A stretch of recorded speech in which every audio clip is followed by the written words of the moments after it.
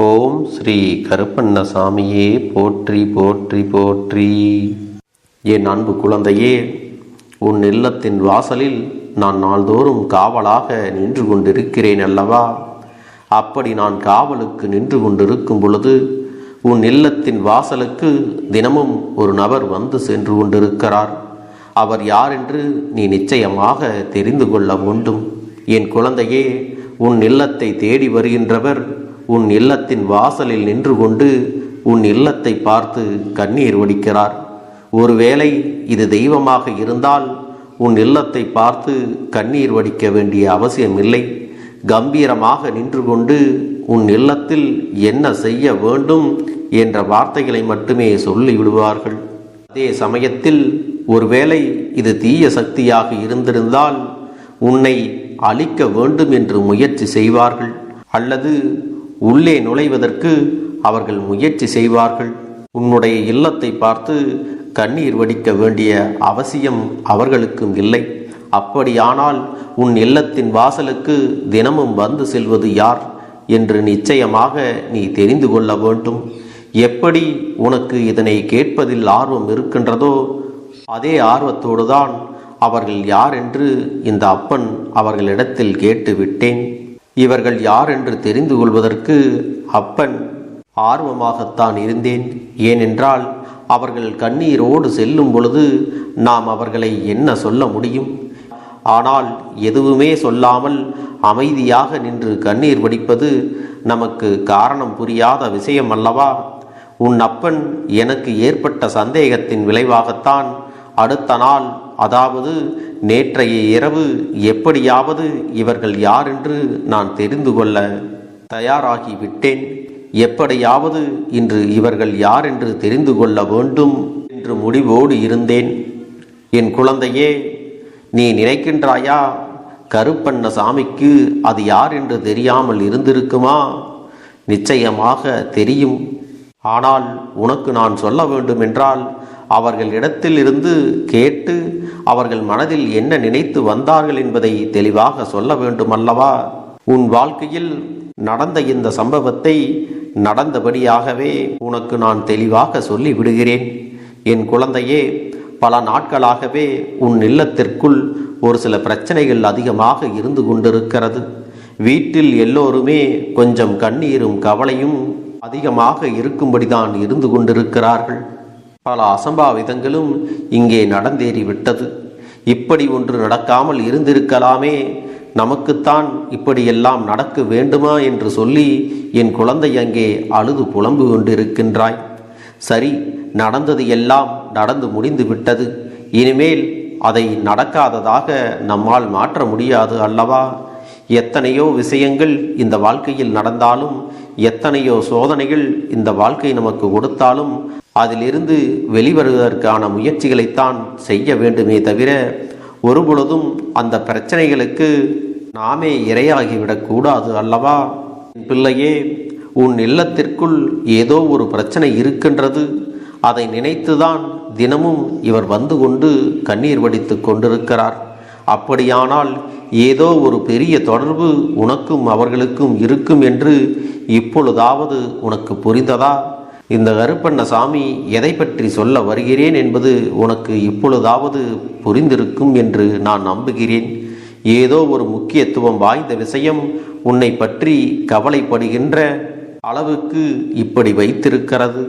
அது மட்டுமல்ல, உன் இல்லத்தில் ஏகப்பட்ட குழப்பங்கள், உன் குடும்பத்திற்குள் நடக்கின்ற பிரச்சனைகள் அக்கம் பக்கத்தில் உள்ளவர்களுக்கெல்லாம் நன்றாகவே தெரிய வருகின்றது. ஏனென்றால் இங்கு நடக்கின்ற சண்டைகளும் சச்சரவுகளும் கூச்சல்களும் அவ்வளவு அதிகமாக இருக்கின்றது. உன்னை சுற்றி இருப்பவர்களுக்கெல்லாம் இதுவெல்லாம் கேட்கும்படிதான் நடக்கிறது. எந்த நேரத்திலும் என்ன நடக்கும், எந்த விஷயம் எப்படி மாறும் என்று தெரியாமல் உன் குடும்பமே அலங்கோலப்பட்டு கிடக்கின்றது. இதுவெல்லாம் திடீரென்று நடந்த விஷயங்கள் தான் என்பதுதான் ஆச்சரியமாக இருக்கிறது. இதற்கு முன்னால் உன் குடும்பம் இப்படியெல்லாம் நடந்து கொண்டது இல்லை. உன் குடும்பத்தில் எப்பொழுதும் ஒரு சிறு நிம்மதி இருக்கும், ஒரு அமைதி இருந்து கொண்டுதான் இருக்கும். எப்பொழுதும் எல்லாருக்கும் ஒரு நிதானம் இருந்து கொண்டுதான் இருந்தது. எதை செய்தாலும் நன்றாக யோசித்துவிட்டு செய்கின்ற ஒரு பக்குவம் எல்லாருக்குமே இருந்தது. எல்லோருமே யாரோ ஒருவரின் கட்டுப்பாட்டுக்குள் இருந்தது போல அந்த குடும்பம் அத்தனை கட்டுக்கோப்பாக இருந்தது. அப்படி இருக்கும் பொழுது இந்த பிரச்சனைகள், எதிர்மறையான விஷயங்கள் இதுவெல்லாம் நடப்பதற்கு என்ன காரணம் என்று யோசித்த பொழுதுதான் இதற்கும் உன் இல்லத்தின் வாசலுக்கு வருகின்றவருக்கும் ஒரு தொடர்பு இருப்பதை உன் அப்பனால் கண்டுபிடிக்க முடிந்தது. என் குழந்தையே, அப்படியானால் அவர்களிடத்தில் நான் பேசிவிட வேண்டுமல்லவா? அவர்கள் யார்? உன்னை எதற்காக தேடி வருகிறார்? எதற்காக உன் இல்லத்தை பார்த்து அழுகிறார் என்பதையும் தெரிந்து கொள்ள வேண்டுமல்லவா? அதற்காகத்தான் அவரிடத்தில் நான் கேட்ட விஷயங்களை எல்லாம் உன்னிடத்தில் நான் பகிர்ந்து கொள்கிறேன். அவர் என்ன சொன்னார், எதற்காக கண்ணீர் வடித்தார் என்பதையும் உன்னிடத்தில் தெளிவாகவே சொல்லி விடுகிறேன். என் குழந்தையே, உன் இல்லத்தின் வாசலுக்கு வந்து சென்ற ஒருவர் ஒரு ஆண். உன் இல்லத்தை விட்டு பிரிந்த ஒரு உயிரான ஒருவருடைய ஆன்மாதான் இந்த ஆத்மா. அவர்கள் இருக்கும் பொழுது நடந்த விஷயங்களுக்கும் அவர்கள் இப்பொழுது இல்லாத பொழுது நடக்கின்ற விஷயங்களுக்கும் இருக்கின்ற வித்தியாசத்தை கண்டுதான் அங்கே வேதனைப்படுகிறார்கள். நான் இருக்கும் வரை கஷ்டங்களும் கவலைகளும் என்னவென்று தெரியாமல் இருந்தது. இப்பொழுது எதையுமே சமாளிக்க முடியாமல் திணறுகிறார்கள். எப்படி இவர்கள் எதிர்காலத்தை நோக்கி பயணிக்கப் போகிறார்கள் என்று தெரியவில்லையே என்று சொல்லி அந்த ஆத்மாவானது, நான் இவர்களை எல்லாம் கரை சேர்த்து விட்டல்லவா சென்றிருக்க வேண்டும். ஆனால் என்னுடைய விதி இப்படி முடிந்து விட்டதே. நான் என்ன செய்ய முடியும்? ஏதாவது ஒரு நல்ல வழியையாவது இவர்களுக்கு காண்பித்து கொடுத்துவிட்டு நான் சென்றிருக்கலாமே. நான் காட்டி கொடுத்த வழியில் இவர்களால் செல்ல முடியவில்லை என்றால் அது அவர்களுக்கு சற்று கடினமாகத்தான் இருக்கிறது. அதே நேரத்தில் நான் சொல்கின்ற விஷயங்களும் நான் செய்கின்ற விஷயங்களும் இவர்களால் பின்பற்ற முடியவில்லையே. நான் இருக்கும் பொழுது என்னமோ அவர்களுக்கு சுதந்திரம் குறைவாக இருந்தது போல ஒரு எண்ணம் இருந்திருக்கும்.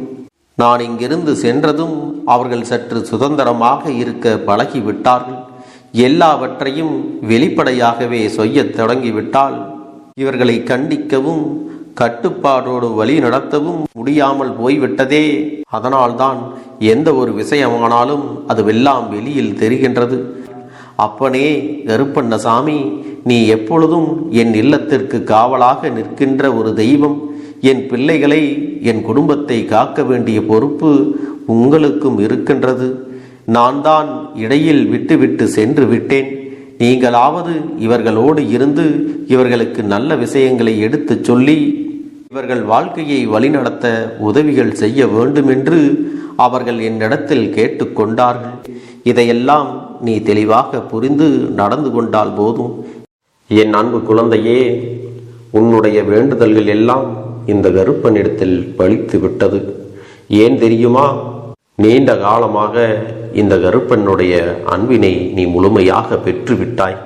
என் தங்கமே, என்னுடைய அன்பினை நீ முழுமையாக பெற்றிருப்பதால் மட்டும்தான் என் வாக்கினை உன்னால் உணர்ந்து கேட்க முடிகிறது. நீ ஒரு முறை சிந்தித்துப்பார். இந்த கருப்பண்ணசாமி எப்படி உன் வாழ்க்கைக்கு நுழைந்தேன், எப்படி உன்னிடத்தில் நாள்தோறும் பேசிக்கொண்டிருக்கிறேன், நீ எப்படி இந்த அப்பனிடத்தில் அளவுக்கு அதிகமான அன்பினையும் பக்தியையும் வைத்திருக்கின்றாய்.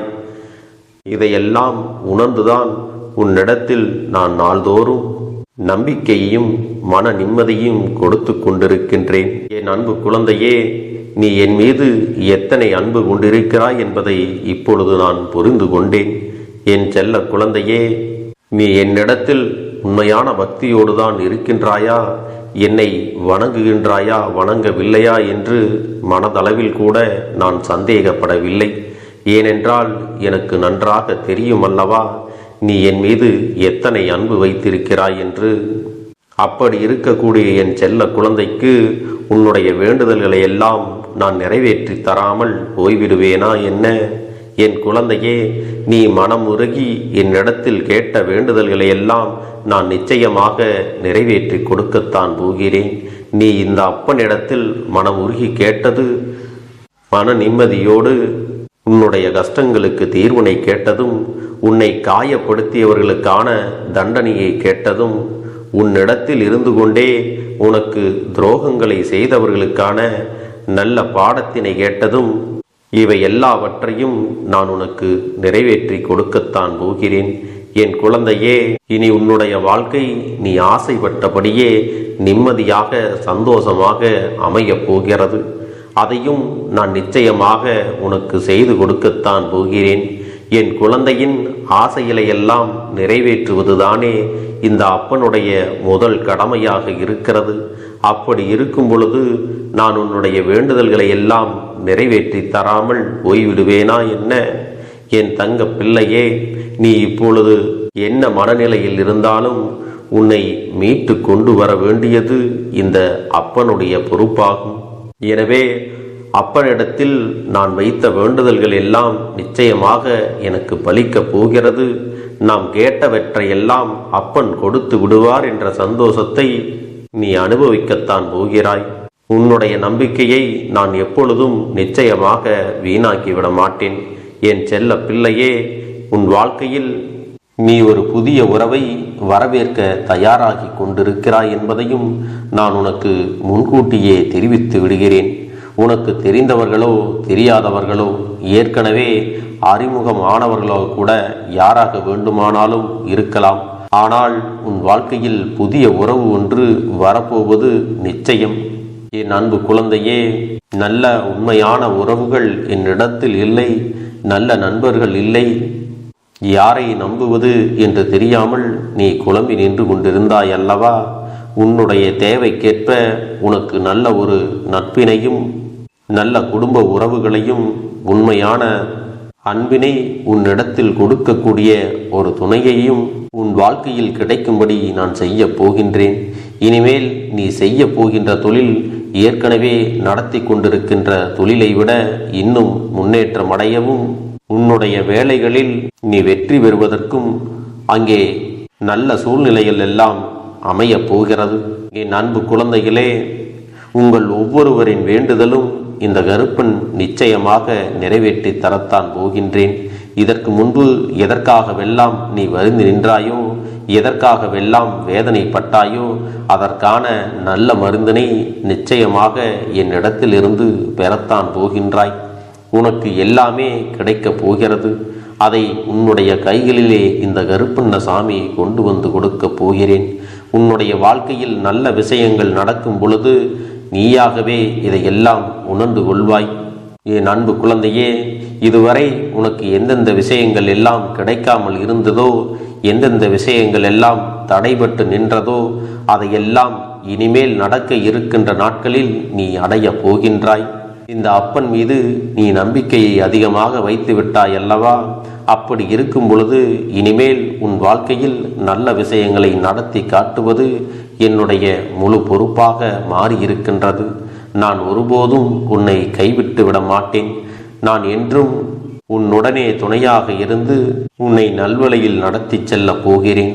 அது மட்டுமல்ல, உனக்கு வரக்கூடிய பெரிய ஆபத்துகளிலிருந்து உன்னை காப்பாற்றி உன்னுடைய உடல் நலனையும் உன்னுடைய குடும்ப நலத்தையும் நான் மீட்டெடுக்க போகிறேன்.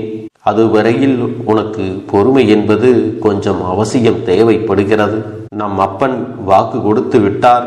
இனி நமக்கு நல்லது மட்டுமே நடக்கும் என்பதை நீ நினைவில் வைத்துக் கொள்ள வேண்டும். என் அன்பு குழந்தையே, சந்தோஷம் என்பது என்ன தெரியுமா?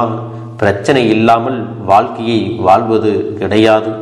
எவ்வளவு பிரச்சனைகள் வந்தாலும் அதையெல்லாம் சமாளித்து அந்த சூழ்நிலைகளை எல்லாம் வெற்றி கொண்டு நிம்மதியாக இருப்பதே உண்மையான சந்தோஷம் என்பதை நீ புரிந்து கொள்ள வேண்டும்.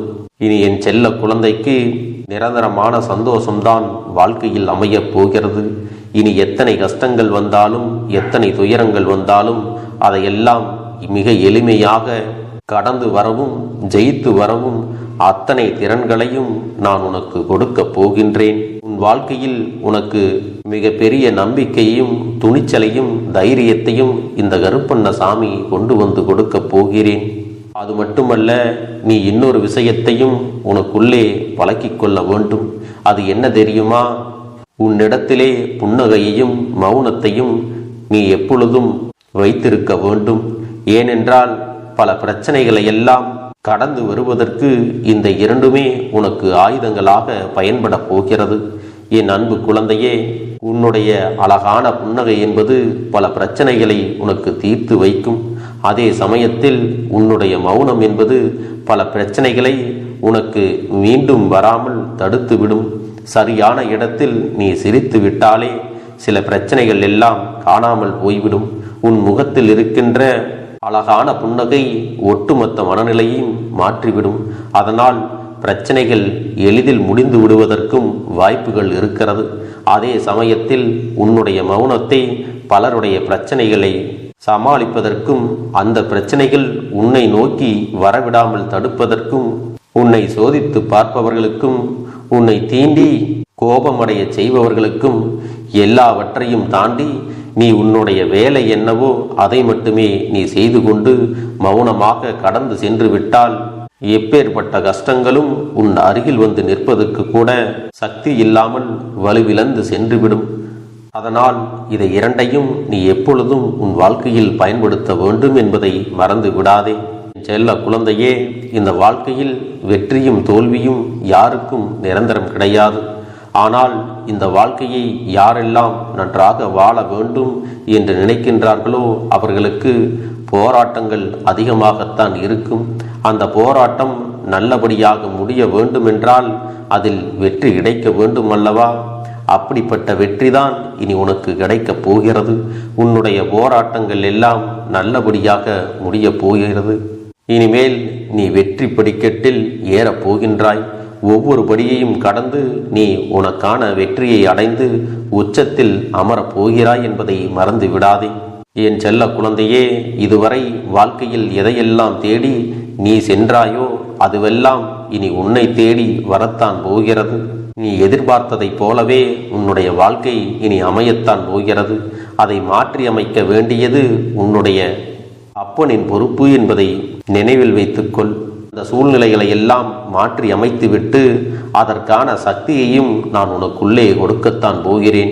அன்பு பிள்ளையே, இந்த சூழ்நிலைகளை எல்லாம் உணர்ந்து உனக்குள்ளே இந்த கருப்பண்ண சாமியின் சக்தியினை நீ உணர வேண்டும். உன்னுடைய முயற்சிகளை நீ எதுவுமே செய்யாமல் எல்லாவற்றையும் அப்பன் பார்த்து கொள்வார் என்று நீயாக எந்த ஒரு விஷயத்தையும் தவற விட்டு விடாதே.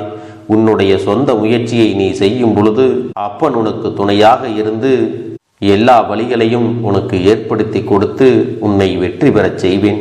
ஏதேனும் மனம் தளர்ந்து போகின்ற சூழ்நிலையோ விரக்தியோ ஏற்படுகின்ற சூழ்நிலை வந்து விட்டால் நீ நினைக்க வேண்டியது என்ன தெரியுமா?